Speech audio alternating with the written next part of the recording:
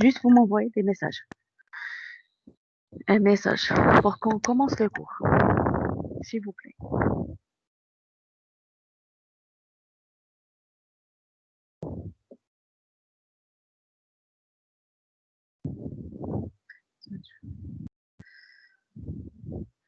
Merci. Vous m'entendez apparemment. Blabbas, c'est ça. Mademoiselle Blabbas. Est-ce que vous m'entendez?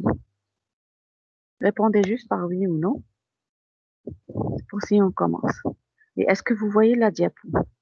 La première diapo.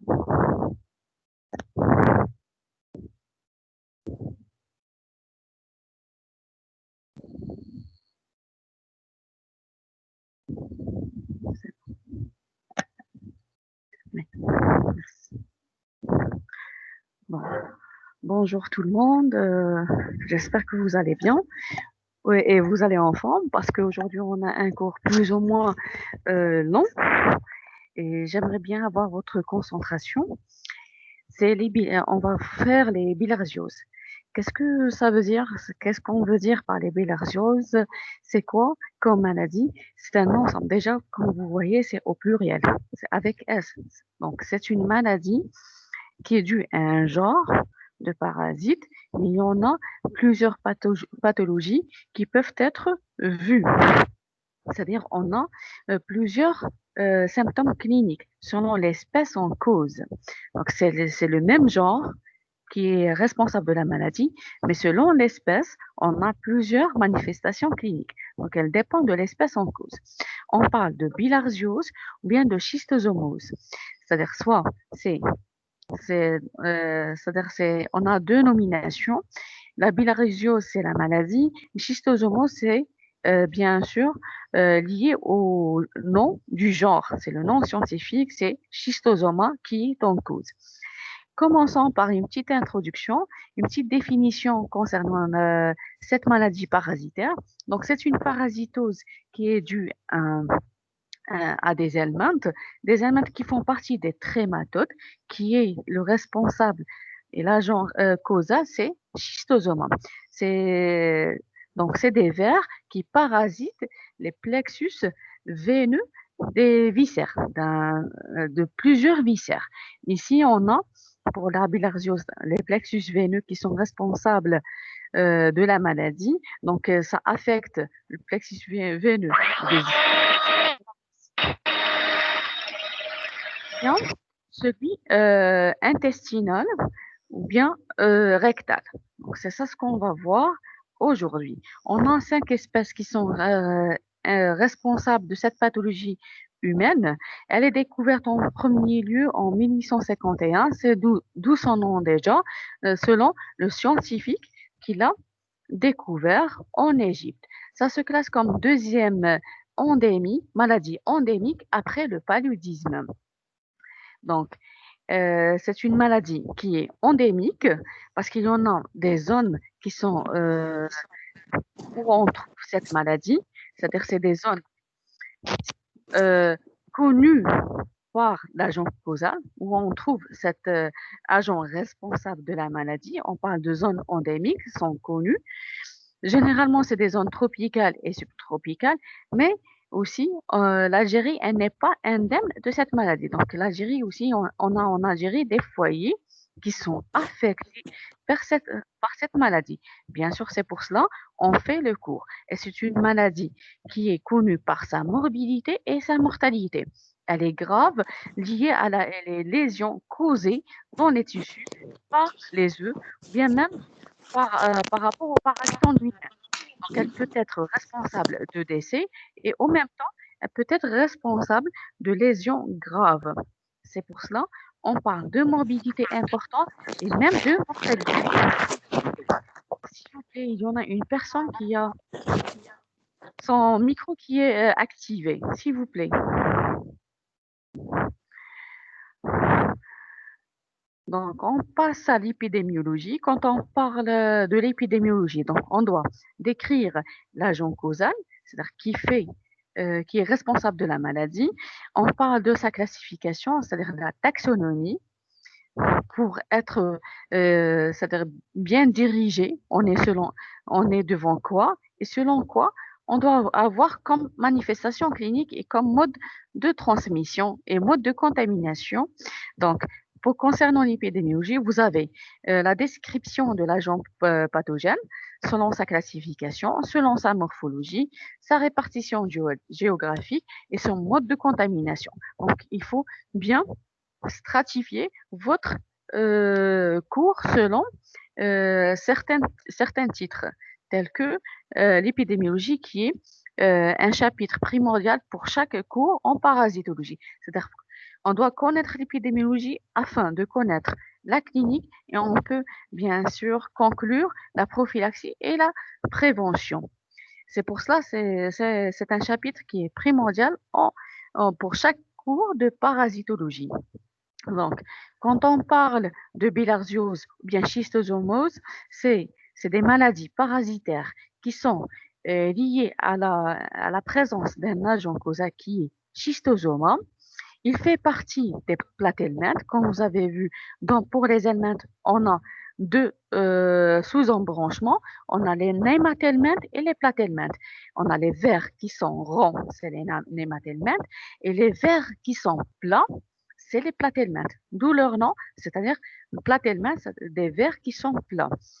Pour les platelminthes, déjà, on a deux classes. On a la classe des trématodes et on a la classe des cestodes. La classe des trématodes, vous avez fait déjà le cours précédent avec Dr. Mansour concernant les cestodes. Donc, pour le moment,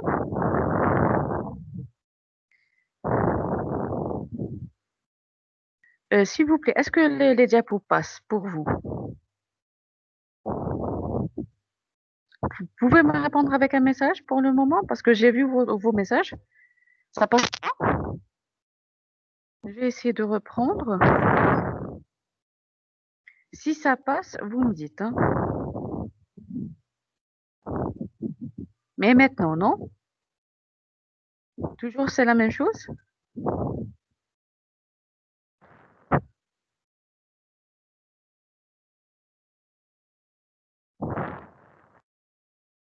On va essayer de revenir au de partage.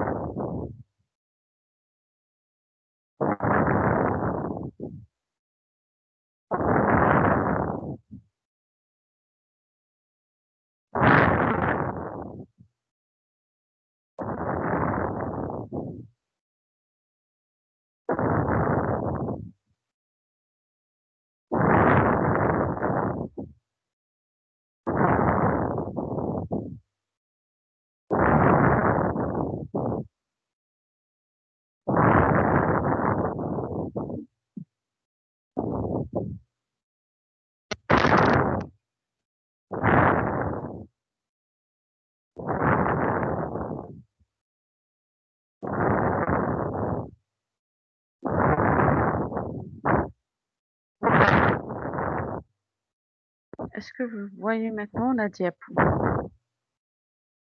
S'il vous plaît, vous pouvez me répondre? J'ai essayé de partager avec vous une nouvelle fois euh, le cours.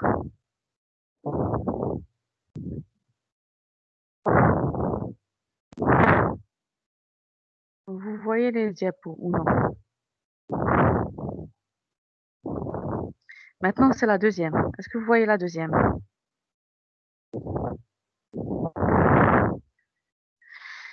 Donc, si je vais... Non, vous voyez pas la deuxième? Juste la première? Je sais pas qu'est-ce qu'il y en a.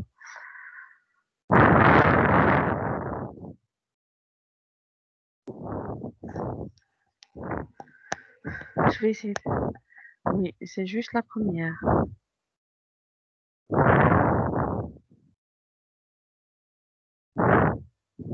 Et quand ça passe, non?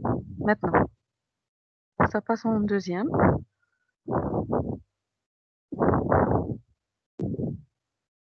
Est-ce que vous voyez la deuxième diapo?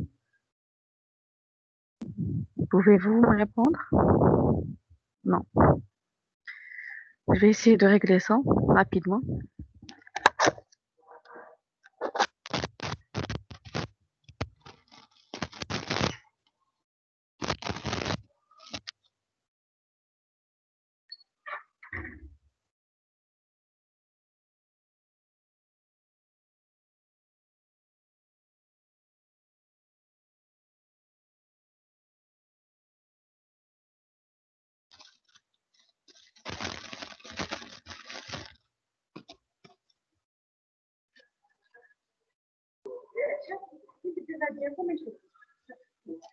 لا كنت بديها من شوفوها إذا بدك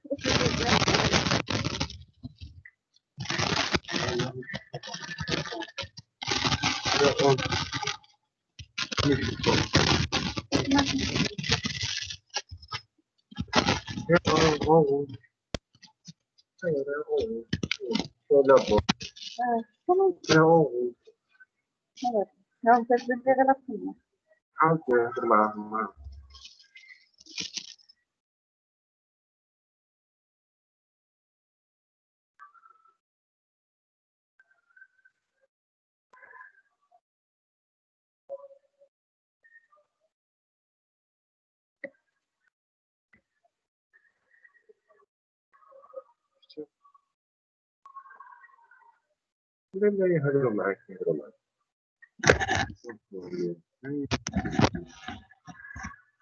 s'il vous plaît.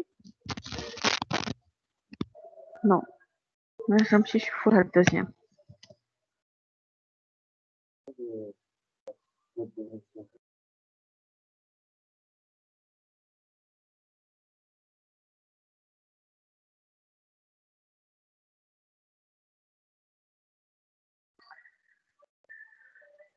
وهكذا وهكذا الموضوع شوية عنه بس si maintenant ضرب شافه يصير ضربوا كده وشافوها.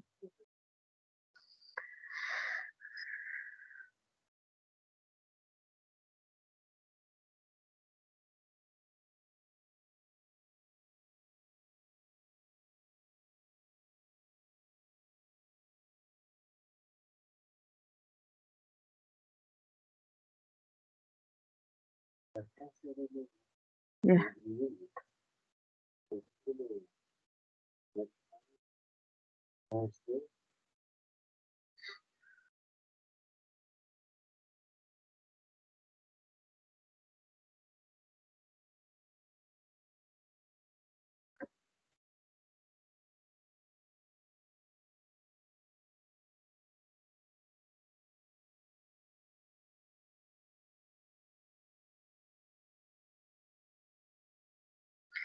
Bilharziose, B, avec un B.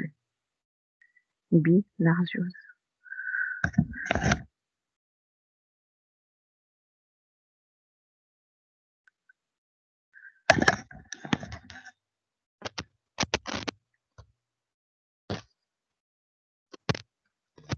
Avec ça prend du temps باش يفوت من الساعة هذا.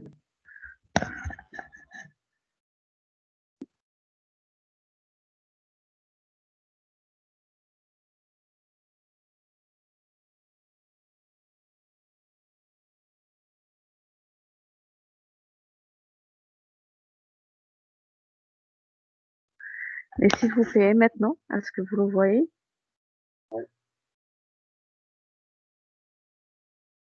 C'est bon, ça passe. Avec ça.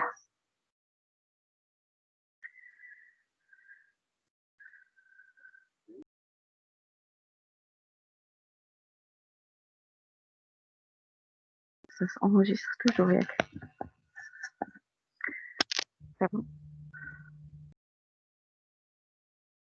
Après, coding, avec ça. Bon, on va recommencer plus ou moins pour vous voyez les diapos. C'est-à-dire maintenant, on est dans la deuxième diapo. En principe, vous la voyez. Donc, c'est bon. Donc, on va commencer par l'épidémiologie. Donc, c'est concernant les bilharzioses, comme je l'avais dit auparavant, donc c'est dû à un agent causal qui est schistosoma, d'où sont les schistosomoses. Donc, cette espèce, ou bien ce genre-là, il y en a 5 espèces inclus dans la maladie humaine, dans la pathologie humaine. Pour ce genre, il fait partie des helminths. Mais quel type d'helminth?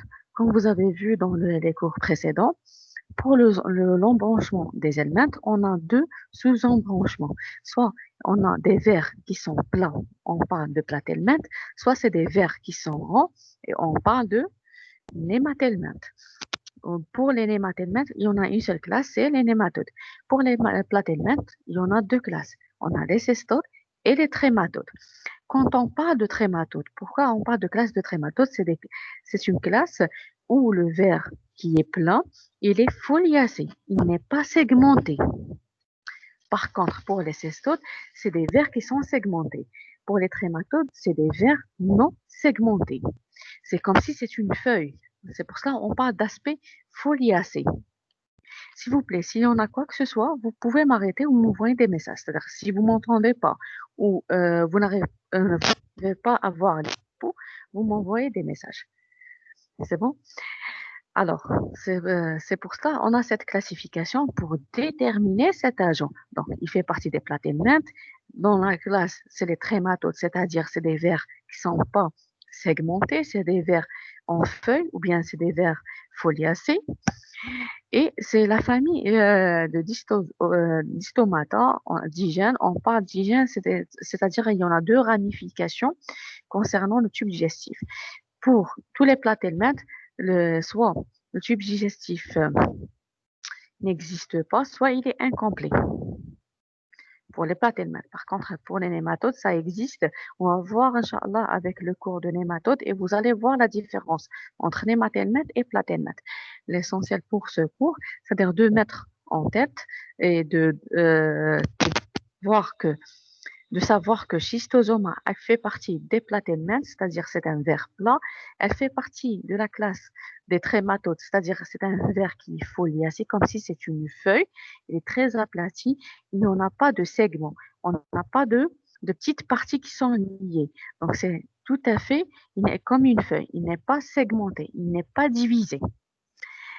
C'est le seul trématode, bien c'est les seuls platelminths, on peut dire, qui sont à sexe séparé. Parce que tous les platelminths, les autres platelminths sont hermaphrodites, c'est-à-dire les deux sexes en même temps. Par contre, pour Schistosoma, c'est le seul vers platelminth qui fait partie des platelminths qui est à sexe séparé. Il est hématophage, d'où bien sûr on peut conclure où peut il vivre. Il vit en stade adulte dans le système circulatoire de son hôte. Bien sûr, il évolue en stade larvaire chez un mollusque d'eau douce. Donc, il a besoin pour son cycle des notes intermédiaires. Ici, l'hôte intermédiaire, donc le cycle, ici, il est hétéroxène, c'est-à-dire il a besoin de deux hôtes, plus d'une note. C'est pour ça qu'on parle de cycle hétéroxène. Il a besoin de son hôte définitif, quel que soit seulement pour Schistosoma hématobium, qu'elle est strictement humaine. Par contre, pour les autres Schistosoma, ils peuvent vivre chez l'homme comme ils peuvent vivre chez certains mammifères. Donc, c'est pour cela. On parle d'un hôte définitif où on trouve les adultes et un hôte intermédiaire. On a besoin de l'hôte intermédiaire pour qu'il y aura le développement larvaire, du stade larvaire. Pour les bilharzies, on a les mollusques d'eau douce qui sont l'hôte intermédiaire. Et pour chaque espèce, on a un mollusque qui est bien défini. Donc, c'est différent. Pour chaque espèce, on a un hôte intermédiaire différent. C'est-à-dire qu'il n'y en a pas pour toutes les espèces le même hôte intermédiaire. Mais par contre, il y en a pour chaque espèce un hôte intermédiaire qui est bien défini. Et le rôle de l'hôte intermédiaire, c'est l'évolution de stade larvaire à l'intérieur de l'hôte intermédiaire. C'est comme si, quand on parle, par exemple, comme vous avez vu pour les parasitoses, on a des vecteurs où il y en a une partie du cycle qui se déroule. Pour Les Allemandes, c'est l'hôte intermédiaire où ça se déroule une partie du cycle. Donc, on a 5 espèces incriminées dans la pathologie humaine. On a Schistosoma hematobium euh, qui existe en Algérie. C'est seulement cette espèce qui existe en Algérie. On a d'autres espèces qui sont Schistosoma monsoni, Schistosoma japonicum, intercalatum et Mekonji. C'est un tableau qui est récapitulatif concernant la localisation et la pathogénicité pour chaque espèce. Quand on parle de Schistosoma hematobium, euh, on va se baser surtout dans notre cours sur Schistosoma hematobium parce que c'est la seule espèce qui existe en Algérie. Elle est responsable de, bien sûr, de la pathogénicité urogénitale. Donc, elle affecte le plexus veineux pelvien qui est périvésical, c'est-à-dire qui entoure la vessie et en même temps, c'est l'arbre génital, urogénital. Donc, la pathogénicité et les manifestations cliniques sont beaucoup plus liées à toute, bien sûr, à toute manifestation, bien à tout symptôme de façon urogénitale, de l'arbre urogénital. Pour Schistosoma monsoni, elle vit à côté de la veine mésentérique inférieure. On a dit que les adultes, euh, ils vont vivre dans le système circulatoire veineux. C'est pour cela, pour chaque espèce, on a une localisation spécifique. Pour Schistosoma monsoni, elle vit dans le système le plexus veineux du mésentérique inférieur. Donc, il est responsable de l'irrigation intestinale. C'est pour cela qu'elle est responsable de la pathogénicité intestinale. Pour intercalatum, c'est la veine rectale. Donc, tout ce qui est pathologie rectale ou bien elle peut induire tout à fait un prolapsus rectal. Donc, c'est dû à schistosoma intercalatum. Pour Japonicum et Mekonji, ils vivent dans la veine mésentérique supérieure. Donc, ils restent toujours dans le complexe artérieux veineux. Ils sont responsables, dans la plupart des cas, d'une HTP, c'est-à-dire d'une hypertension portale qui est précoce. Parce que ça, ils vivent toujours dans le plexus artério-veineux. Pour ces deux espèces, Mekonji et Japonicum, ils appartiennent au même complexe. C'est-à-dire, on peut trouver les mêmes manifestations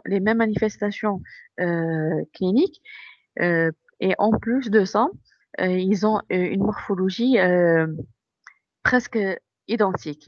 La morphologie, elle est presque identique. Pour Schistosoma hematobium, je répète c'est la seule espèce qui existe en Algérie. Donc, pour un petit peu de l'historique, elle était découverte en 1851 en Égypte. Comme vous voyez, le nom scientifique, c'est du scientifique qui l'a découvert, c'est Bilharz. C'est pour ça le nom de bilharzie ou de bilharziose. Le premier foyer algérien détecté concernant bien sûr la schistosoma hematobium, c'était le foyer de Janet en 1925. C'était le premier foyer. On a d'autres foyers tels que Jdewiya, Khmis Khachna, le Harrach, Ehrir et le guide Constantine. Pour le Harrach, ça, maintenant, c'est un foyer qui est plus ou moins actif, mais c'est-à-dire tant qu'il y en a les mollusques, tant qu'il y en a la présence toujours de l'eau stagnante, on pourra avoir le cycle. Concernant le foyer de Jdewiya, c'est un foyer qui est éteint, c'est-à-dire on a asséché plutôt l'eau stagnante et on a essayé de lutter contre ces mollusques. Donc on fait en principe une cassure concernant le cycle évolutif afin, bien sûr, d'éteindre le foyer de bilharziose. Donc, on a des foyers qui sont très connus, Ehrir, Guide Constantine, Al-Harrach, que c'est comme je ne sais pas ce que vous le connaissez, c'est à Alger, c'est euh, c'est pas une rivière, mais c'est une eau stagnante au niveau de l'Harrach. On a le Khmis Khachna et Janet qui est toujours active. actif, c'est un foyer actif. Morphologiquement, on a, comme vous voyez, on a 5 types morphologiques. On a les adultes, les furcocercaires, les schistosomiales, myracidium et les œufs. Pour chaque helminth, comme vous avez vu, on a les œufs et la forme adulte. Et on a des formes larvaires. Pour schistosoma, comme vous voyez, on a la forme adulte ici, c'est la femelle et le mâle en même temps. Les furcocercaires, c'est la forme infestante, c'est une forme larvaire. Les schistosomules, c'est le stade avant d'être en forme adulte. Et le myracidium, c'est le premier stade larvaire. C'est une larve avec des cils qui sont vibratifs, qui assurent bien sûr le mouvement, de la larve. Et on a bien sûr les œufs, comme vous voyez ici. Concernant la morphologie, pour chaque, bien sûr, euh, pour chaque type, c'est-à-dire quand on parle de forme évolutive, quand on parle d'adulte, c'est l'adulte, c'est le couple le plus fidèle au monde. Il reste accolé à vie. On a dit que c'est des platédmènes, donc c'est des formes qui sont foliacées, comme si c'est une feuille. Le mâle ici, il va s'enrouler sur lui-même, il va former un canal gynécophore pour qu'il héberge la femelle. C'est comme vous voyez ici. Ça, ce qui est grand, ça, c'est le mâle. Il est plus ou moins raccourci. C'est-à-dire, il a un corps, comme je dis et je redis pour tous les vers, c'est-à-dire pour tous les allemands, on a la femelle. La femelle, elle est plus grande que le mâle. Donc, la femelle ici, elle est grêle, mais elle est logée à l'intérieur du canal gynécophore. Donc, ils vivent toute leur vie accolés l'un avec l'autre. Sauf si l'on a la femelle qui est fécondée, là, ils se séparent. Mais c'est le couple le plus fidèle. C'est comme vous voyez ici, c'est beaucoup plus schématique. Vous voyez qu'il y en a le mâle et la femelle qui est à l'intérieur. Ce que vous voyez en grêle, c'est ça, elle est beaucoup plus fine et, et elle est hébergée à l'intérieur du canal gynécophore. Comme vous voyez, le mâle, il est plus petit que la femelle. C'est presque la moitié de la femelle. La femelle, elle est de 3 centimètres à peu près et le mâle, c'est juste 1,5 centimètres. Pour les œufs, ils sont caractérisés, ça c'est des coupes concernant les adultes dans le système veineux portal. Pour les œufs, ils sont caractérisés par la présence d'un népron. C'est quoi un népron? Comme si c'est euh, c'est comme si c'est leur attache, bien sûr, à l'endothélium euh, des veines ou bien des artères. C'est comme si, voilà, c'est comme vous voyez, c'est pour qu'il se fixe. Il en a la présence, c'est un moyen de fixation. Et en même temps, c'est-à-dire il va émettre quelques lésions au niveau de l'endothélium, parce que c'est comme si c'est une lame qui est tranchante, les prend, c'est mince et c'est rétréci. Donc, il va créer du sang, d'où les adultes, on a dit que les adultes sont hématophages. Donc, il a besoin du sang pour vivre. Donc, les œufs, on a la présence de l'éperon et c'est un moyen d'identifier et de différencier entre les œufs selon la position de cet éperon. Pour Schistosoma monzoni, cet éperon, il est latéral.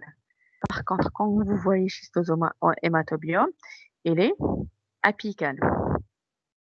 C'est comme vous voyez ici. Il est terminal. Pour Japonicum et Mekonji, il est obtus. On va voir dans voilà, cette image. Vous voyez la différence entre les différentes stades et différentes espèces. C'est le stade d'œuf, bien sûr. On a Schistosoma hématobium. Elle ressemble à Intercalatum parce qu'ils ont un éperon qui est terminal. Mais pour Intercalatum, elle est beaucoup plus grande pour cette espèce, c'est-à-dire l'œuf, elle est il est grand ici et on vient de voir à l'intérieur le myracidium, c'est-à-dire la larve. On peut voir la larve à l'intérieur. Pour Schistosoma monzoni, donc l'éperon, il est rétréci, il est latéral. Pour Japonicum et Mekonji, c'est des formes plus ou moins arrondies. Par contre, pour Hematobium et Intercalatum, même monzoni, c'est des formes ovalaires. Et c'est des œufs qui sont trop gros. C'est-à-dire on peut les voir et les détecter au 10.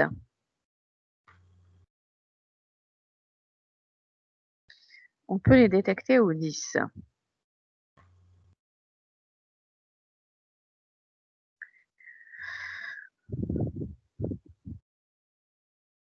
Vous voyez que le diamètre, c'est plus de 150 micromètres de diamètre, donc on peut les voir et les détecter au 10. Pour Mekonji et Japonicum, j'ai dit que c'est une forme arrondie avec un éperon qui est obtus. Plus ou moins, ici, il est rétréci. Par contre, pour Japonicum et Mekonji, il est obtus et circulatoire. Il est aussi arrondi. Donc ça, c'est les différents, voilà, c'est les différents œufs. Ça, c'est pour Schistosoma monzoni qu'on a dit que l'éperon elle est latérale. Pour Intercalatum, l'éperon elle est terminale et elle est transparente, ovalaire et on vient de voir le myracidium ou bien la forme larvaire à l'intérieur. Ici, pour Japonicum, elle est arrondie. Comme vous voyez, l'éperon il est obtus ici. Ça, c'est la première forme larvaire, c'est la forme euh, qui présente des cils vibratiles, c'est-à-dire qui aident bien sûr au mouvement. C'est le premier stade larvaire qu'on peut le voir, c'est le myracidium. C'est-à-dire après l'éclosion des œufs dans l'eau, il y en a ces cils, c'est-à-dire ça permet le myracidium à nager. C'est pour cela il y en a cette forme. Donc, il n'y en a pas un moyen sans qu'il n'y en a pas de cause. Ici, la cause, c'est pour nager, c'est-à-dire il y aura une éclosion de l'œuf. Le myracidium, il doit, bien sûr, pénétrer à l'intérieur des mollusques. Il doit rapidement chercher le mollusque qui est spécifique pour l'espèce. C'est la forme infestante, c'est les furcocercaires, c'est-à-dire après qu'il y aura une pénétration des myracidiums au niveau des mollusques, à l'intérieur de l'hôte intermédiaire, on a plusieurs stades larvaires, ça passe de sporocyste 1, sporocyste 2, polyembryonie, et ça donne des furcocercaires. C'est quoi les furcocercaires? C'est des formes larvaires, il y aura une tête et une queue. C'est des cercaires avec une queue. Cette queue qui est bifurquée. On parle de queue bifide, ou bien c'est une queue qui est bifurquée. C'est pour ça qu'on parle de furco-cercaire. Donc c'est ça la forme infestante. Pour le réservoir, pour Schistosoma hematobium, elle est strictement humaine. Pour les autres espèces, ça affecte les êtres humains comme d'autres mammifères. Pour les autres intermédiaires, c'est les mollusques d'eau douce. Ils sont spécifiques pour chaque espèce. Par exemple, on commence par les hématobiums et intercalatum. On a le genre Belinus. Pour hématobium, on a c'est les bulins. Et pour intercalatum, on peut retrouver même Bionfalaria, c'est-à-dire il fait partie des bulins, mais c'est une autre espèce, c'est Bionfalaria. Donc les bulins, ils ont une ouverture sénestre, parce qu'il y en a un autre mollusque qui lui ressemble, c'est l'Oncomélania, responsable de la transmission de Japonicum, du stade larvaire des Japonicum, on a, voilà, c'est l'ouverture, bien sûr, l'ouverture de ce mollusque qui fait la différence entre les deux, entre les bulins et l'Oncomélania. On a une ouverture qui est à droite et l'autre à gauche. Pour Schistosoma monzoni, l'autre intermédiaire, c'est le planar. On passe au cycle évolutif. C'est un cycle, j'ai dit, qui est hétéroxène. Donc, on est obligé à avoir l'intervention obligatoire d'un hôte intermédiaire qui est un mollusque d'eau douce. Vous avez vu, il y en a trois types. On a le Belinus, les bulins, et on a Oncomélanien et aussi on a le planor, qui sont responsables, bien sûr, de différents types d'espèces. Ça dépend de l'espèce qui est en cause. Donc, ça commence bien sûr par les femelles qui sont fécondées, sont localisées dans de fines ramifications veineuses, soit dans l'intestin ou bien de la vessie. Donc, j'ai dit tout dépend de l'espèce en cause. En premier lieu, c'est un cycle évolutif qui est identique pour les 5 espèces. C'est la même chose. On a le même déroulement. On va voir, c'est-à-dire la localisation de la femelle fécondée, elle vient d'avoir sa préférence selon l'espèce en cause. Mais pour les 5 espèces, le premier stade, bien, le cycle évolutif se déroule de façon identique. En premier lieu, on a les femelles qui sont localisées selon l'espèce en cause dans les ramifications veineuses, soit de l'intestin quand on parle de schistosoma monsoni, ou bien dans la vessie quand on parle beaucoup plus d'hématobiome, parce que c'est elle qui est responsable de l'affection du tractus urogénital. Donc, ils viennent de pondre leurs œufs dans ce plexus veineux. Ces œufs vont pénétrer par effraction et tombent dans les cavités des organes creux qui sont à côté, du plexus veineux. Quand on parle de plexus veineux vésical, il est à côté de la vessie. Donc, ces œufs rentrent par effraction dans la vessie, passent bien sûr du plexus veineux à l'organe, passe à la vessie. Quand on parle de schistosoma monsoni, par exemple, ça passe par effraction dans l'intestin. Donc, à l'aide de l'éperon, à l'aide de leur éperon, peuvent couper l'endothélium et du plexus veineux. Donc, ces œufs passent dans les organes creux afin d'être éliminés, soit dans les selles, soit dans les urines. Pour les urines, on a juste schistosoma hématobium.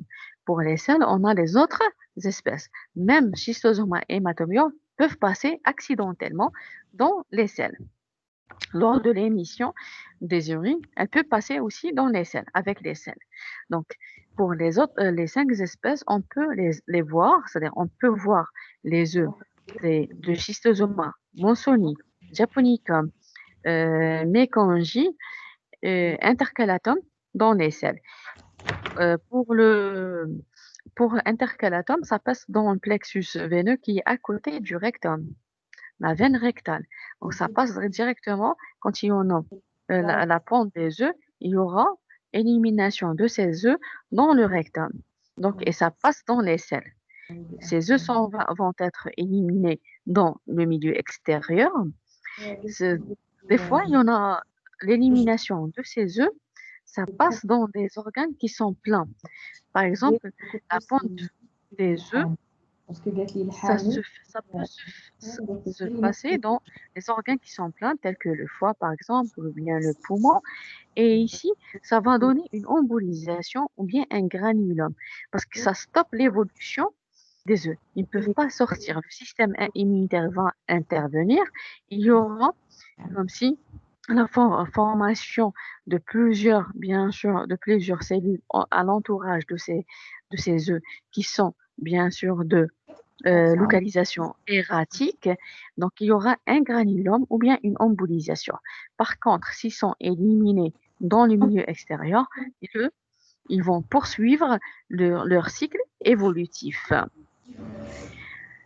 Donc, dans le milieu, quand ils sont rejetés dans le milieu extérieur, et si les conditions sont favorables, par exemple, on a une température plus ou moins élevée, entre 18 et 33 degrés, ils sont en contact d'eau douce, parce que dans l'eau douce, on trouve les mollusques qui sont responsables, bien sûr, du stade larvaire. Donc, directement, il y aura éclosion, s'il vous plaît. Éteignez vos micros. il y aura éclosion de ces œufs, il y aura la formation de la première, bien sûr, de la première forme larvaire, c'est la forme qui est ciliée. On parle de myracidium. Bien sûr, ces cils permettent de bouger, de chercher le molluscle qui est spécifique pour chaque espèce. On a dit par exemple, quand on parle de Monsonie et de d'hématobium, c'est les bulins, Oncomelania pour japonica et le planorbe pour l'intercalatum. Ils vont rapidement s'acheminer en cherchant le mollusque qui convient à l'espèce, à l'espèce en cause. Donc, ils vont passer par voie, bien sûr, ils vont passer rapidement dans son système hépatopancréatique afin de, afin de se développer. Et s'il y en a des questions, vous les posez, bien sûr, parce que je sais que c'est difficile.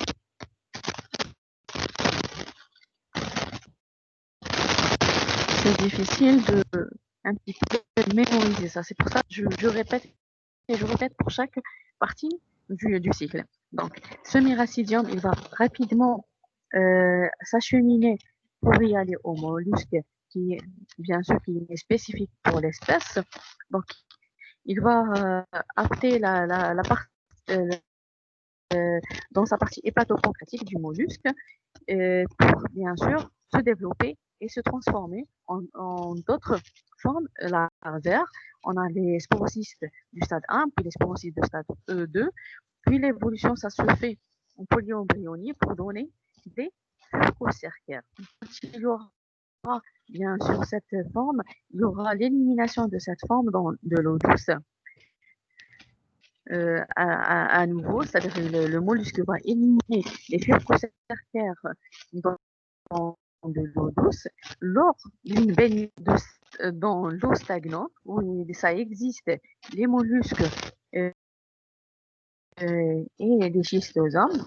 Donc, on a bien la formation de forme infestante qui est les fucocercaires. Les fucocercaires vont pénétrer de façon active et vont passer par voie transcutanée chez l'être humain.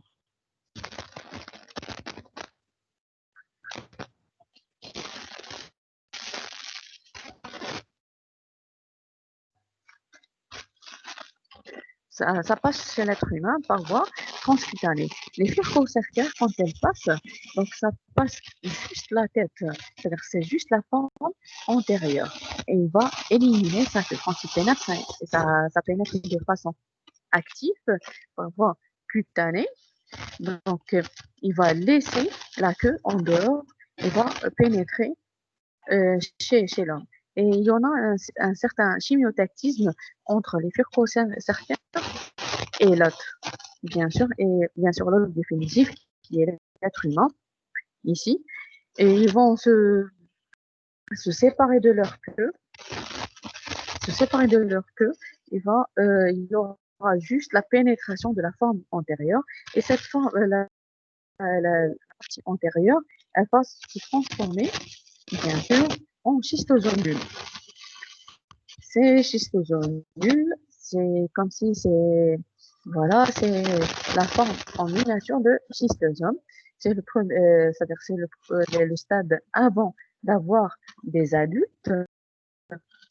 Vous voyez, ces schistosomules vont être entraînés par la voie lymphatique. Et donc, de la voie lymphatique, ils vont passer à la grande circulation. En 48 heures, plusieurs jours, ils vont passer une partie de leur vie dans le poumon afin de gagner, bien sûr, le cœur gauche et passer dans la circulation générale pour passer au système portal au niveau du foie, au niveau hépatique. Donc, quand il passe au niveau du système portal, ici, il y aura la maturation et le développement des adultes. Donc, ces schistosomides, ils deviennent des adultes. Il y aura bien sûr un dimorphisme sexuel, c'est-à-dire il y aura la formation des mâles et de femelles. Et ici, il y aura bien sûr l'accouplement. Après l'accouplement, les femelles fécondées vont partir contre-courant, c'est-à-dire ils vont passer, ils vont de se séparer des mâles, ils vont de s'engager selon le tropisme particulier pour chaque espèce. Donc, ils vont partir dans les fines ramifications veineuses viscérales selon le territoire veineux déterminé pour chaque espèce. Si vous ne comprenez pas, vous pouvez poser des questions parce que je sais que c'est plus ou moins difficile le cycle évolutif et c'est un petit peu long.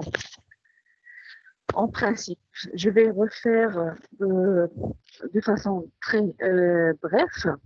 On a dit que ça passe des femelles qui sont fécondées, ils vont pondre leurs œufs dans le plexus veineux, qui est ce plexus veineux pour chaque espèce. Donc la localisation dépend de chaque espèce. Donc le plexus veineux, il peut être vésical pour Schistosomium et Hématodium. Donc la ponte des œufs, ça se fait dans ce plexus et l'extraction des œufs pour être éliminée dans les urines. Ça passe dans la vessie pour être éliminé dans les urines. Pour les autres espèces telles que intercalates, Monsoni, Japonicum et Mekonji, ça passe auprès, bien sûr, des voies intestinales et du rectum. C'est pour cela l'élimination, elle se fait dans les selles. Donc ça s'élimine dans l'eau douce, dans de l'eau. Donc s'il y en a un milieu favorable, il y aura la transformation de ces œufs, il y aura une éclosion de ces œufs. Donc éclosion de ces œufs, libération du miracidium, qui est la première forme larvaire, qui est dotée de cils, qui sert pour leur mouvement.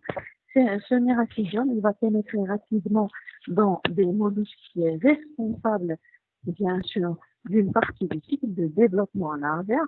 Pour chaque espèce, on a un mollusque qui est défini pour chaque espèce. On a dit qu'on a Oncomelania, le panorbe et les bulins.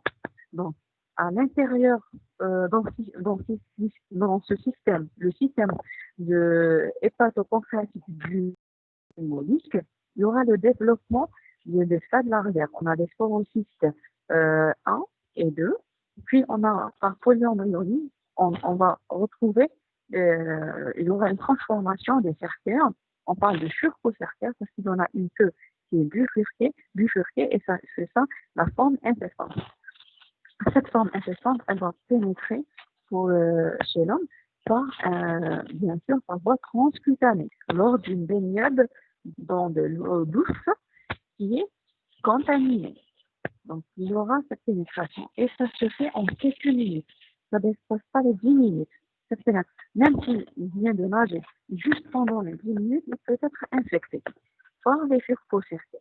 Donc, rapidement, rejoignent l'hôte définitif par chimiotastisme. Donc, chez l'être humain, il passe la maturation c'est-à-dire ça passe des cercles, des surfaces des phases larvaires vers l'adulte. Ça, on parle d'hôte définitif. Parce qu'il y en a la maturation des adultes. Ça, ça se passe dans le système porte de l'être humain. Donc, de surfaces, on aura les schistosomies. Les schistosomies passent dans le foie et dans le système. Donc, on a dit que le plexus veineux, il y aura la maturation et l'accouplement des adultes. Et il y aura bien sûr le cycle qui reprend. Donc, certaines particularités, je sais que c'est pour vous expliquer de façon très, très bref. On a un certain cycle qui est ancien, dont l'autre définitif qui est là, bien sûr, le mollusque. La méthode des adultes, c'est toujours le système veineux portal où il y aura la maturation, il ne faut pas oublier ça. Migration des femelles fécondées, ça se fait ça se fait dans c'est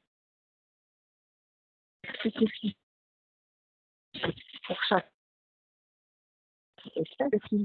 Du genre Mekonji, intercalatum et japonicum. On a vu pour Mekonji japonicum, c'est le mésentère supérieur. Intercalatum, Intercalatum, c'est rectal. Et pour le schistosoma mésentérique, c'est le monsoni, pardon. Schistosoma monsoni, c'est le mésentérique inférieur. Donc, il y aura un franchissement de la paroi captive des organes creux par les yeux à l'aide de leur écran, comme si c'est l'arme coupante et c'est un moyen de fixation aussi. Il n'y en a pas de bruit chez moi. Pardon, mais en principe, il n'y en a pas de bruit. Je suis toute seule dans la salle pour que vous m'entendez bien, parce que je sais que c'est encore plus ou moins lourd. Je suis toute seule donc, dans la salle. Donc, il y aura un franchissement des œufs de la paroi capillaire et de l'organe creux. L'élimination, ça se fait dans les urines, soit dans les selles. Pour Schistosoma hématobium, c'est dans les urines. Dans les selles, c'est pour les autres espèces. Et même pour, on peut trouver exceptionnellement, bien rarement, Schistosoma hématobium dans les selles. Parfois, les œufs sont bloqués dans les tissus. On a dit si l'élimination ne se fait pas dans des organes creux, ça se fait dans des organes qui sont pleins, tels que le foie et les poumons, par exemple.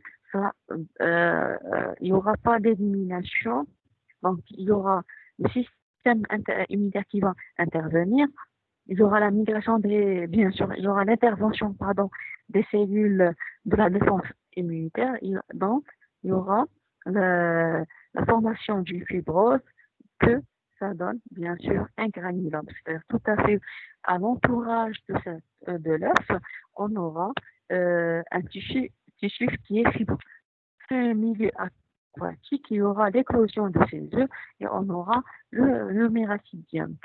Donc, le méracidium, il va bien sûr se développer dans le mollusque, pour donner d'autres stades larvaires. On a des sporocystes 1, 2, puis les fibrocercaires qui sont la forme infestante.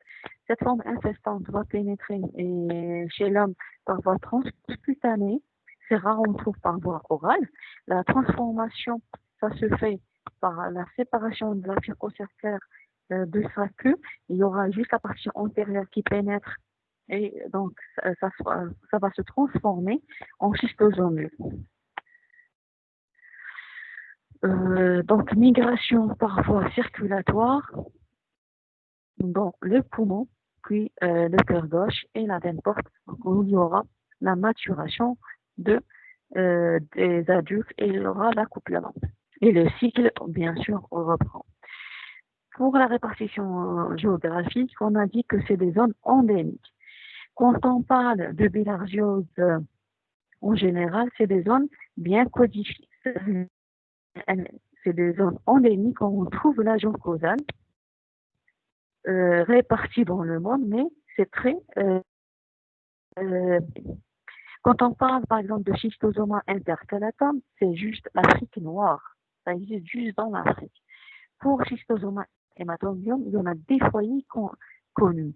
Comme dans l'Algérie, par exemple, on a des foyers dans le nord, c'était le Harrach, Jdiouia auparavant, et même Guide Constantine, c'est à Alger Centre, et on a le foyer de Janet. Pour les Japonica Mekonji, pardon, hématobium, je parle aussi je reviens à l'hématobium. L'hématobium, elle est très connue en Égypte et même dans le proche Moyen-Orient. C'est quand vous voyez, c'est le Moyen-Orient qui est atteint par schistosoma hématobium, c'est la bilharziose urogénitale. Pour Japonica Mekonji, c'est strictement asiatique et c'est le sud-asiatique. Pour Monsoni, on peut la retrouver aussi dans le continent américain. Ça, c'est pour le schistosoma hématobium. Elle est connue dans l'Afrique et dans le proche Moyen-Orient.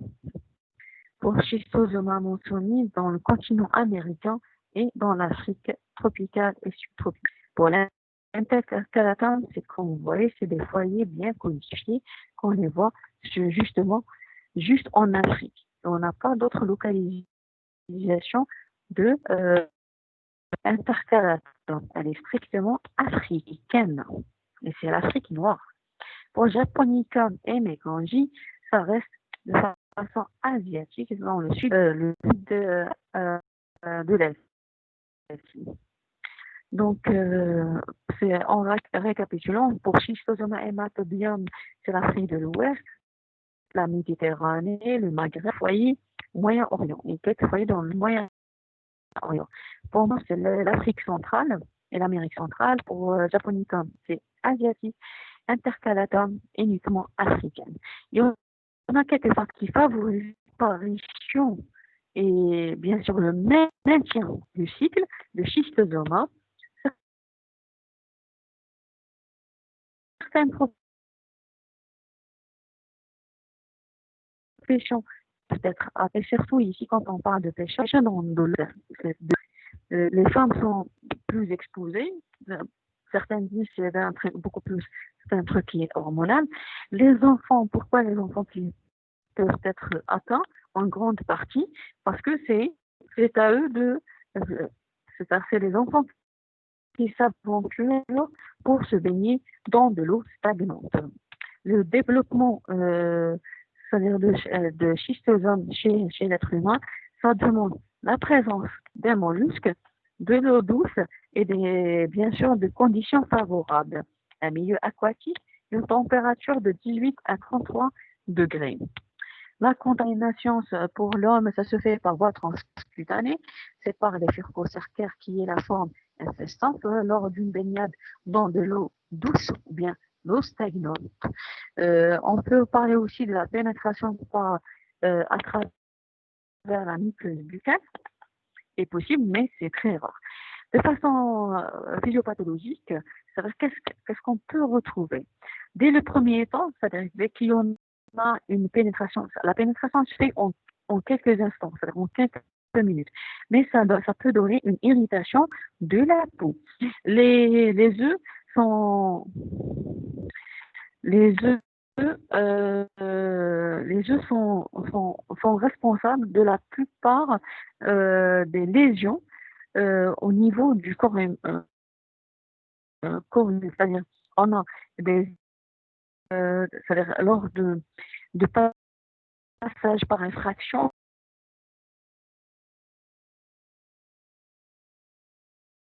ça peut hémorragie, ça peut révéler le nom qu'il aura une défense, une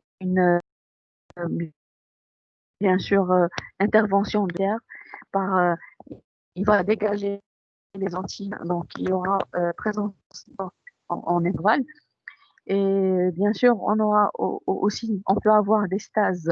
C'est-à-dire, on a vu que les œufs de schistosome, c'est des œufs qui sont grands, donc qui peuvent être responsables du sténose de l'orifice. Donc c'est pour cela on peut avoir en aval une stase urinaire, une destruction du parenchyme rénal. Il peut y aller aussi jusqu'à une cirrhose bilharzienne au niveau du foie, c'est-à-dire cirrhose hépatique, avec une hypertension portale. Et le rôle important, c'est le rôle beaucoup plus des œufs. Par contre, pour les adultes ou bien les schistosomies, c'est lors de leur migration où il y aura une petite, bien sûr, réaction allergique ou bien toxémique. C'est-à-dire, il vient de créer quelques réactions immuno-allergiques liées aux antigènes libérés dans la circulation sanguine. Mais les œufs, c'est-à-dire, font beaucoup plus de dégâts par rapport aux adultes et les schistosomieux, parce qu'ils viennent de créer de micro-lésions dû à l'élimination des œufs. Un granulome qui, bien sûr, on a dit, bon, ça se fait l'élimination des œufs ou bien la localisation erratique des œufs, ça peut donner une mauvaise localisation et le corps humain, le système immunitaire intervient par l'intervention de plusieurs cellules de défense. Il y aura, bien sûr, la formation d'une fibrose, puis il y aura, bien sûr, la présence. On peut avoir même une classification de l'organe, telle que la classification de la vessie, sinon on a bien sûr des granulomes vésicales. Même on peut avoir une embolisation d'un organe.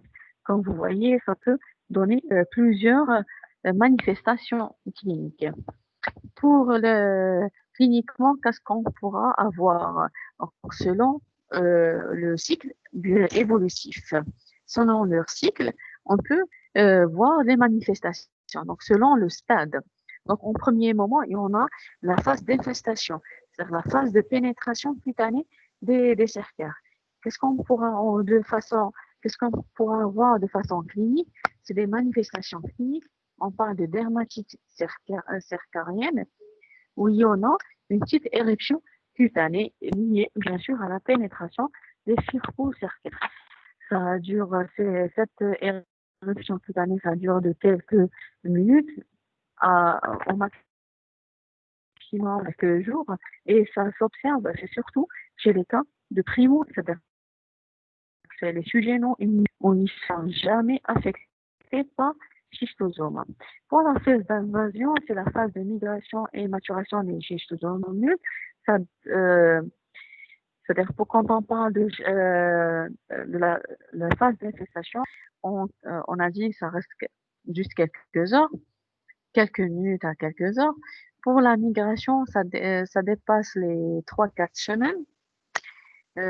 Pour la migration de chez schistosomes et ça peut donner, on a dit que ça donne quoi?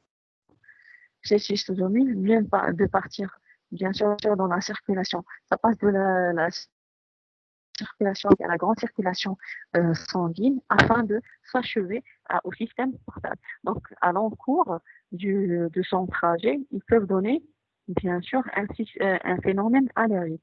Donc, ça peut se réclamer cliniquement par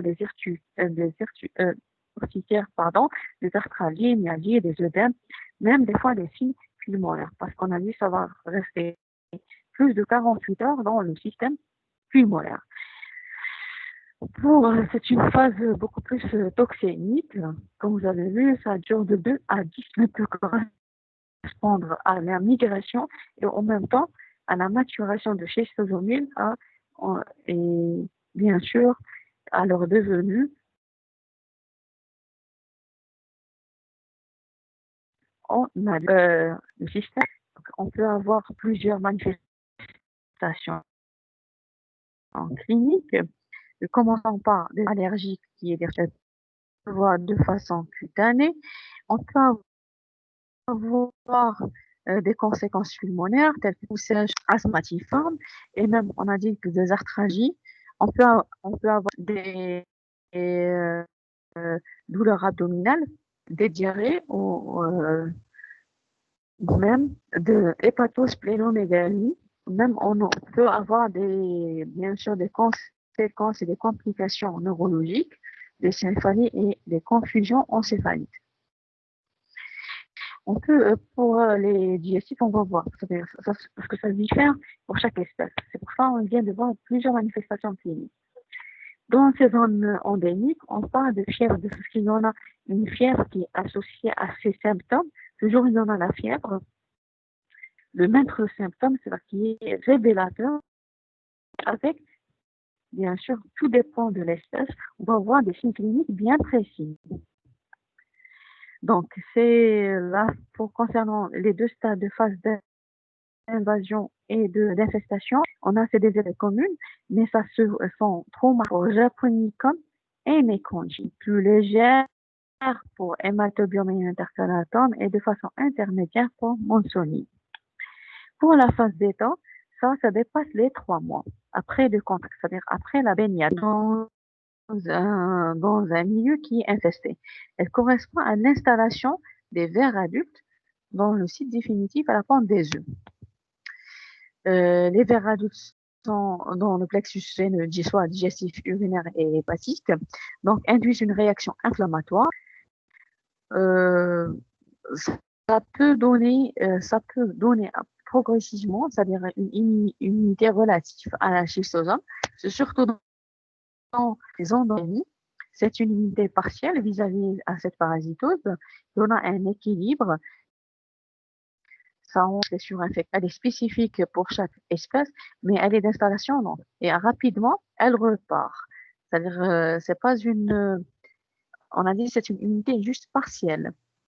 On On parle d'une idée aussi concomitante parce que ça va pas rester trop longtemps. Et c'est juste en contact avec, bien sûr, ça empêche juste les surinfections.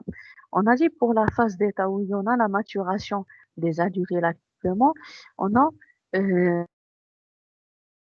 euh, ça se diffère selon, bien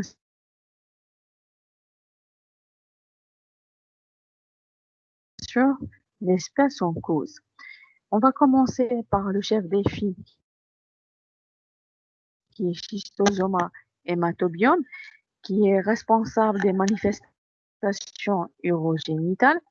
Ça se peut, en premier lieu, le symptôme le plus connu, c'est l'hématurie. L'hématurie ici, elle est terminée. On a dit que pour cure l'élimination, la pente des œufs, ça dans le périvésical, tissu vésical, et les œufs vont pénétrer dans l'organe creux par effraction.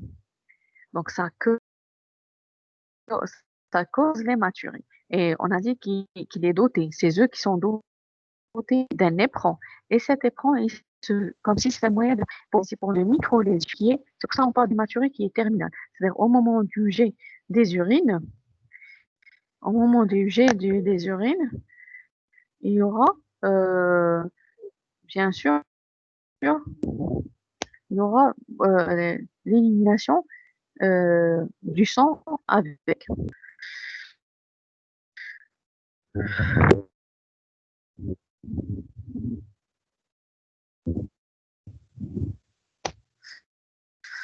Désolé, je vois qu'il y a des coupures de connexion, donc c'est hors de moi, c'est le problème. Je vois qu'il y en a une mauvaise qualité de réseau.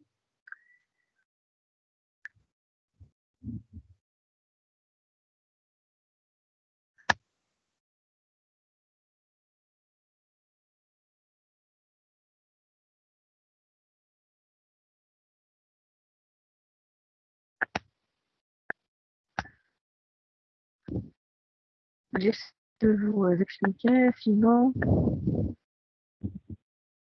est-ce que vous arrivez à comprendre jusqu'à maintenant?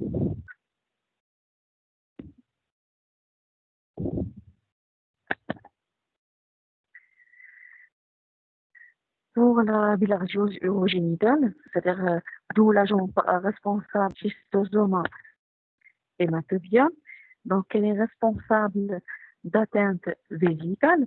C'est pour ça qu'elle induit une hématurie. Elle peut être microscopique comme elle peut être macroscopique, mais elle est toujours terminale. Il faut avoir ce terme-là. Elle est toujours terminale. Elle n'est pas dès le début. C'est-à-dire, lors de l'attachement de ces œufs avec la paroi, donc elle essaie de s'attacher, de ne pas être éliminée et vont créer des micro-lésions.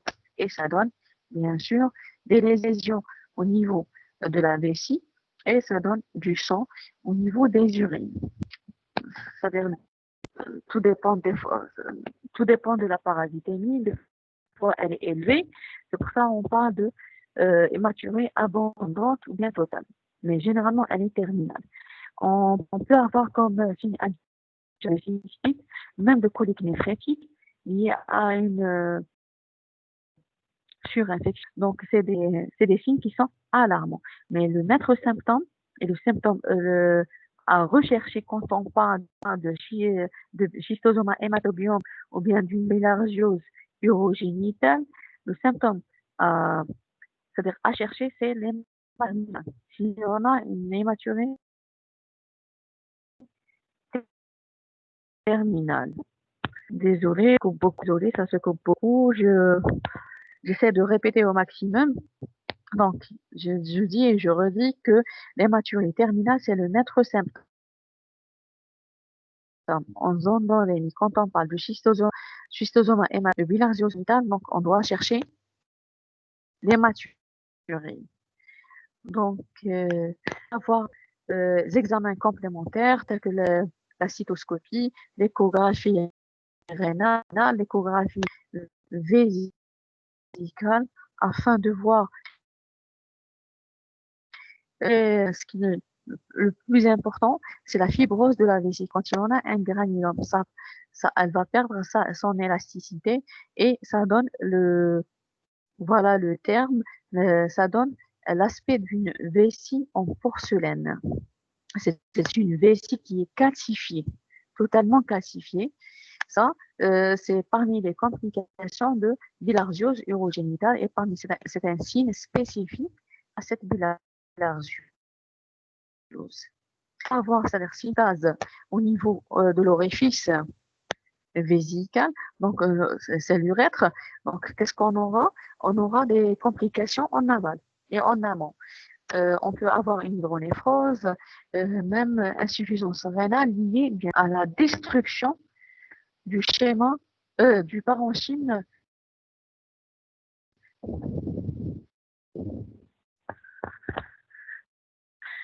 Bon, c'est bien sûr c'est d'autres examens complémentaires qui nous aident à nous orienter et c'est des éléments de prévention afin de poser notre diagnostic, la classification vésicale, soit bien sûr l'irrégularité de la paroi vésicale dans l'échographie ou bien dans c'est-à-dire la vessie en porcelaine, ça c'est plus spécifique pour l'huissier de la larvienne calcifiée. On peut avoir même des atteintes génitales, ça peut passer jusqu'à la stérilité chez la femme. C'est des coliques néphrétiques qui se répètent, il y en a des complications en adjacent, c'est pour ça on peut avoir des complications plus graves. Même on peut avoir d'autres localisations, des atteintes rectales, des atteintes erratiques, des fois des œufs, une atteinte hépatique, des atteintes pulmonaires et même des atteintes cutanées liées à la localisation erratique des schistosome. On passe à la bilharziose intestinale. Désolé, vraiment désolé, je suis désolée pour cette mauvaise qualité de règle. Des coupures, ça ne dépend pas de nous, même pas de la fac, c'est tout à fait en Algérie, ça passe de cette façon. Donc on passe à la bilharziose intestinale, c'est surtout schistosoma monzoni et intercalatum. Quand on parle de monzoni, c'est purement intestinal, intercalatum, c'est rectal. Les manifestations qui sont liées à schistosoma monzoni, c'est surtout les diarrhées, troubles de transit, douleur abdominale, même un syndrome disons dans le plexus ou bien dans la veine mésentérique inférieure qui est responsable de l'irrigation de l'intestin. Et pour les schistosomes intercalatum, elle est responsable de la présence de stries de sang au niveau des selles. Ils peuvent y aller jusqu'à des rectorragies.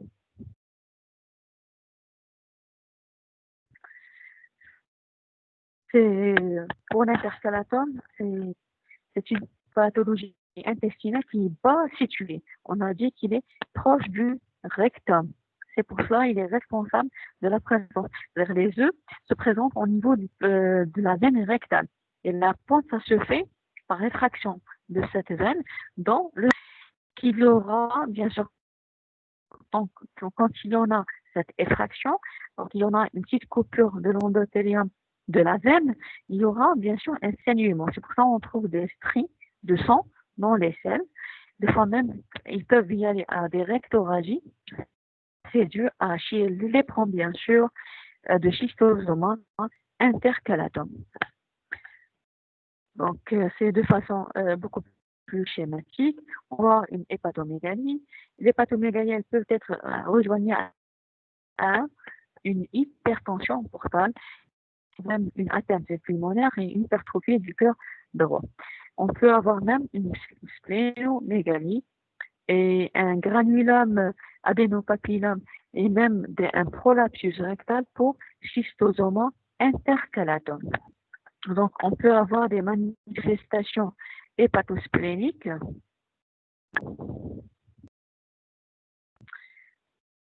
Désolé, des manifestations hépatospléniques. Donc, c'est lié aux ramifications l'accumulation. Donc, c'est bien sûr, c'est lié à une gangue scléreuse autour de ces veines, de ces vaisseaux portaux du système portal.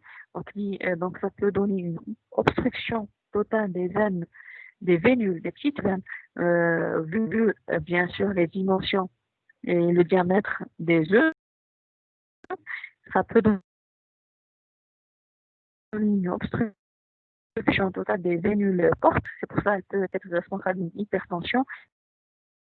Cette obstruction, une augmentation de la pression. Et on met en cause, ça donne une splénomégalie à côté. On parle de bilharziose hépatosplénique. Donc, là, les complications beaucoup plus qui sont dues à la rétention des œufs. Pour Japonica et Mekong, sont de mauvais pronostics parce qu'ils sont responsables de bilharziose artério-veineuse. Ils sont responsables de bilharziose artério-veineuse. Donc, la complication majeure, c'est cirrhose hépatique. Elles peuvent même des ictères qui peuvent se voir de façon macroscopique. C'est-à-dire, vient de voir l'ictère chez l'homme. Et même, on peut avoir, bien sûr, des manifestations. La phase chronique, c'est elle qui reste, quand on parle de granulome, donc c'est une phase chronique.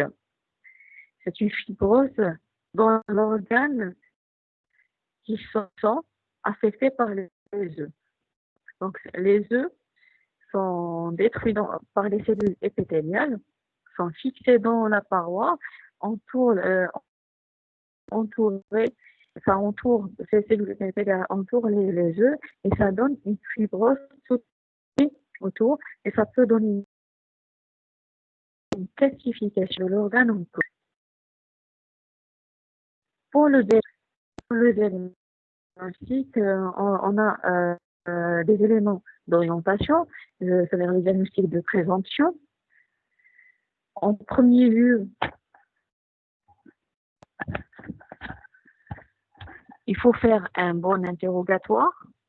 Il faut faire un bon interrogatoire à la recherche d'une notion de baignade. On a dit pour les 5 espèces, on a une notion de baignade dans de l'eau douce. Bon, c'est pas juste hématobiome, mais pour toutes les autres espèces. Parce qu'on a même, pour les 4 espèces, on aura une élimination dans les selles et pour hématobiome, ça se passe dans les urines. C'est-à-dire ça, il y en a un manque d'éducation sanitaire bien sûr, chez le cercan. C'est pour ça qu'il y aura une élimination de ces œufs dans de l'eau douce. Et lors d'une baignade, l'homme peut être à côté de la notion de baignade, on a la clinique qui est en faveur, soit la fièvre, les rectoragies, l'hématurie. Et le symptôme biologique, c'est l'hyperisonophilie.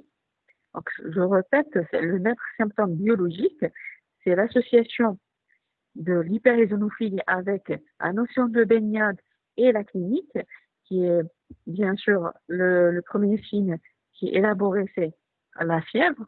Puis on aura les autres, tout dépend de la localisation de cet histosome.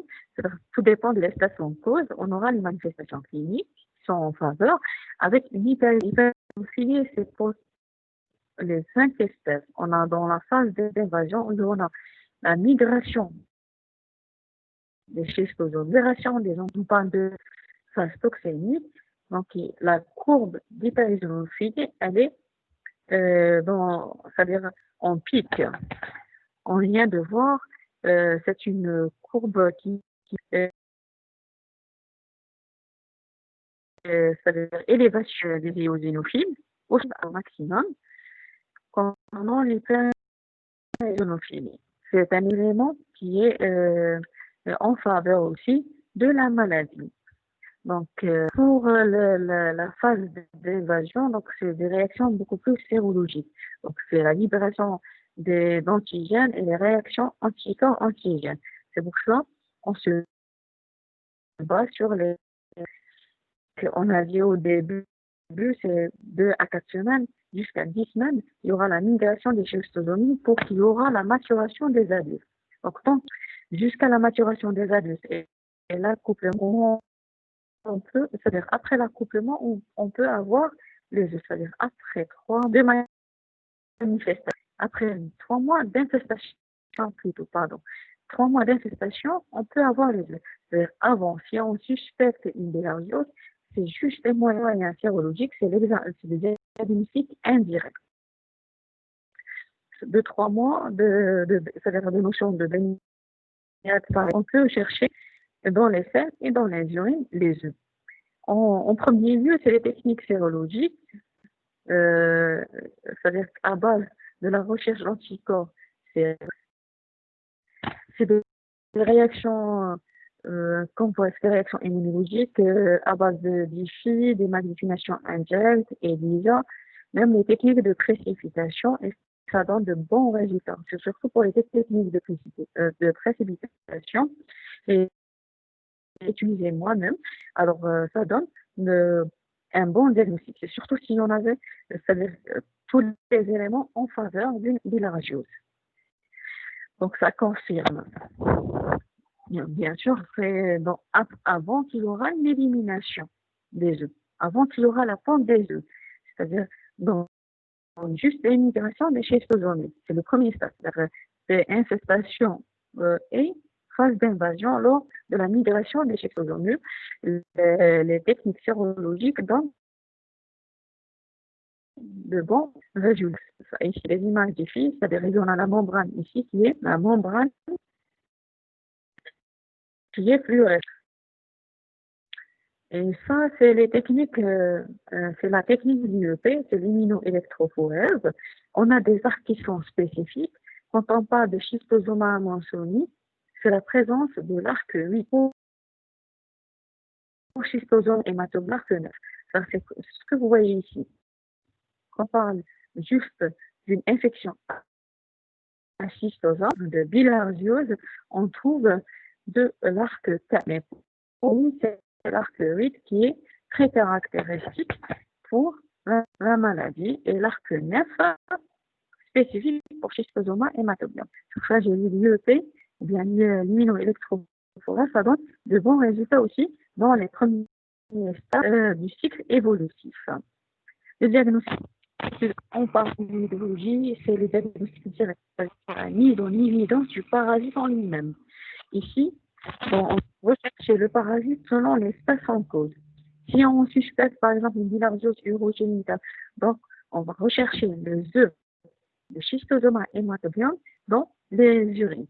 Quand on parle des autres espèces de bilharziose intestinale ou bien de bilharziose artério-veineuse, on peut rechercher les œufs, mais pour hématobium, c'est surtout dans les urines. On va prélever les urines. Bon, on aimerait bien faire des urines de 24 heures après une mission le matin et après un effort physique. Cette urine doit être prélevée le matin, c'est-à-dire c'est une collecte de 24 heures. De 24 heures, et on aura, bien sûr, on aura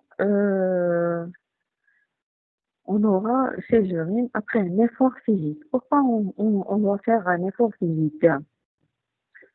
Soit en montant et descendant les escaliers, soit en sautillant, parce qu'on a dit que les schistosomes, ils ont un éperon.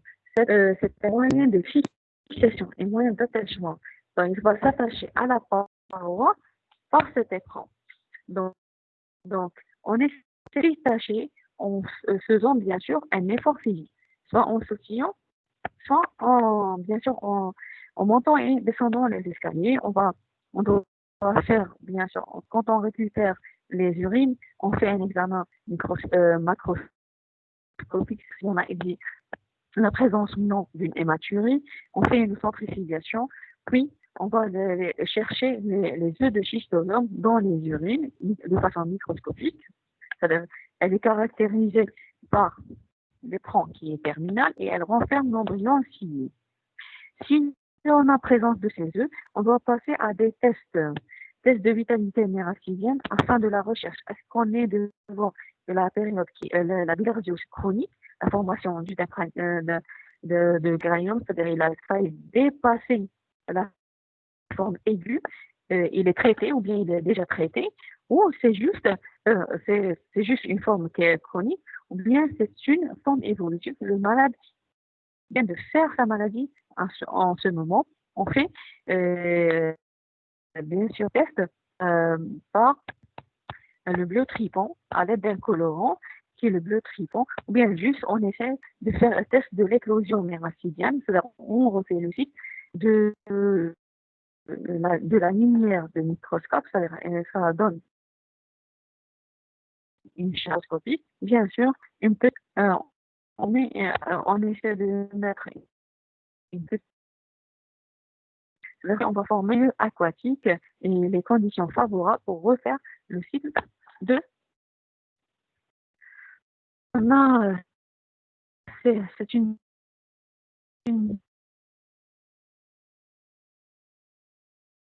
méthode qui est éducative. Si on a une évolution, euh, on a la méthode quantitative, c'est-à-dire si on trouve les œufs,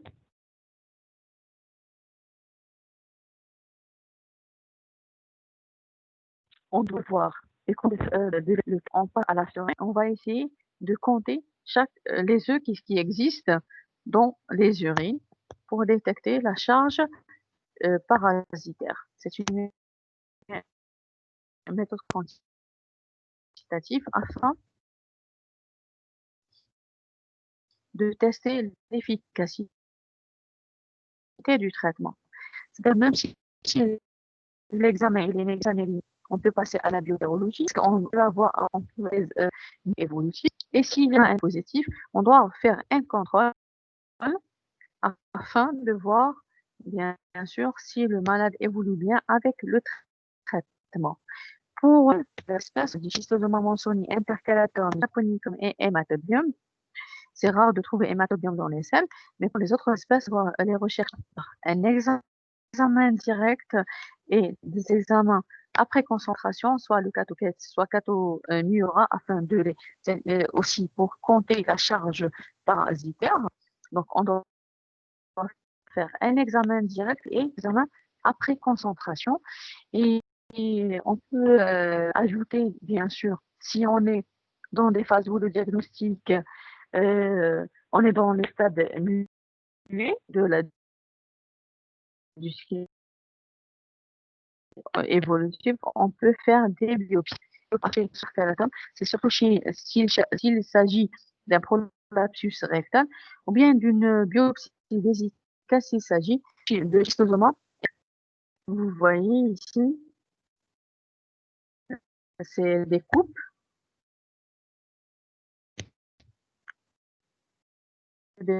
dans les tissus. Voilà, c'est des biopsies qui permettent de voir ce que vous voyez ici. Ça, c'est le fin. Pour le traitement, on va terminer avec le traitement et je suis désolée pour ces coupures de connexion. Donc, le MET, c'est le pratiquant dentaire. Butricide, déjà son nom, c'est le butricide. Il attaque directement les œufs de bilharzie.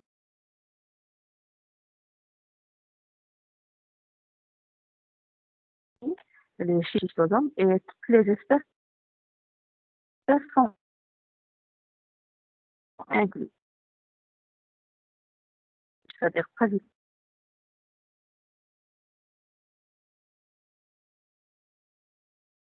quarantaine entre deux. Donc, c'est pour ça qu'on le donne pendant une seule journée. C'est-à-dire c'est une cure de journée à 40. C'est-à-dire à peu près 4 comprimés à la fois dans une journée. Ce qu'on a dit, les manifestations cliniques et, sont beaucoup plus grave et beaucoup plus détectée, exagérée pour Japonicum et Mekongé. C'est pour ça qu'on augmente la dose afin d'être beaucoup plus efficace. Et même pour, c'est-à-dire pour les, quand on parle de phase, façon, jusqu'à donc c'est pour 11 ml par kilo. Et pour interlatum et pour Mekongé, on augmente la dose à 60 milligrammes. On peut donner d'autres médicaments selon les espèces en cause, telles que par exemple Anguillar pour Schistosoma en hématobium. Pour Schistosoma monsoni, on peut donner Vency et c'est-à-dire pour chaque espèce, on peut avoir donné un traitement spécifique. Pour la prophylaxie et c'est euh, c'est primordial pour la contre ces gens et même d'éliminer les de l'eau. C'est-à-dire c'est primordialement c'est l'éducation sanitaire de l'être humain et aménagement des biotopes favorables, c'est-à-dire on essaie de lutter contre le développement des mollusques dans de l'eau douce afin de faire une donc, on va lutter contre les risques afin de casser ce cycle évolutif, faire une rupture du cycle évolutif,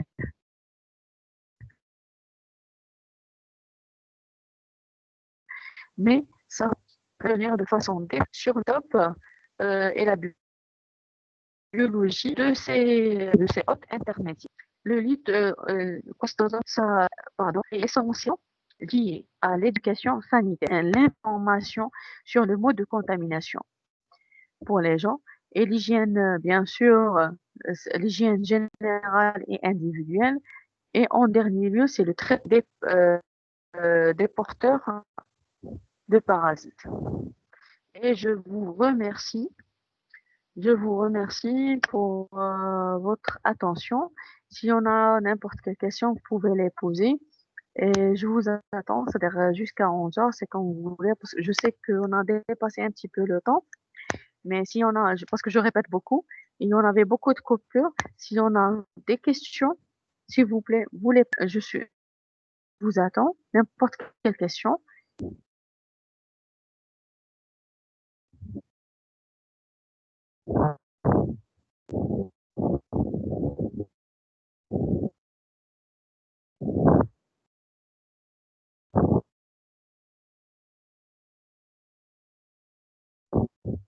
Et si c'était clair, si vous voulez que je répète quelque chose, je sais qu'on c'était un petit peu long. Si on a quoi que ce soit comme explication, comme vous n'avez pas compris quelque chose, ou vous voulez que je suis à votre disposition, je sais, c'est une contestation qui est très importante pour chaque.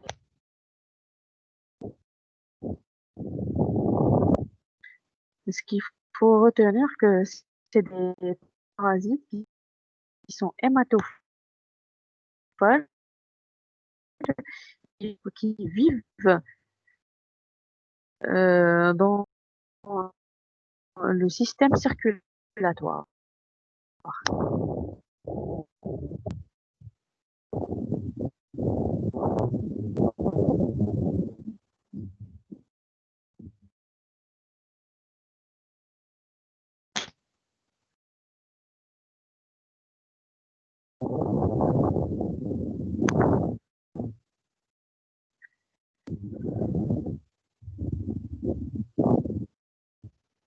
Vous pouvez poser n'importe quelle question. Je suis à votre disposition.